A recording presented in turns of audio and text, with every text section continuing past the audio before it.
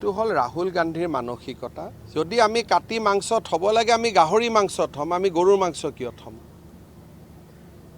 যদি হিন্দুৱে মাংস থবই লাগে আমি কাটি পেলাই গাহৰি মাংস থৈ আহিম, আমি গৰুৰ মাংস কিয় থম? আপোনালোকে কওকচোন। গতিকে এইবিলাক হৈছে ৰাহুল গান্ধীৰ এটা পয়জনাছ ব্ৰেইনৰ পৰা ওলোৱা এইবিলাক কথা। গতিকে ৰাহুল গান্ধীয়ে ভাবে যে হিন্দুৱে মাথাটো মছজিদত থব, বডিটো ক'ত থব?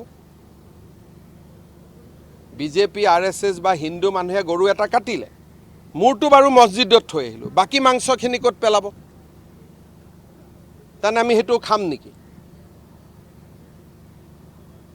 তাৰমানে ইনডাইৰেক্টলি ৰাহুল গান্ধীয়ে কি কৈছে যে হিন্দুৱে মূৰটো মছজিদত থয় আৰু মাংসখিনি খাই পেলায়, সেনেকুৱাইতো হ'ব লাগিব কথাটো। গতিকে ৰাহুল গান্ধী আৰু কংগ্ৰেছক হিন্দু মানুহে যে ঘিণ কৰে, এইবিলাক কাৰণে ঘিণ কৰে। আৰু মই ৰাহুল গান্ধীক ক'ব খোজোঁ, যদি থবই লাগে কেতিয়াবা হিন্দুৱে গাহৰি থব।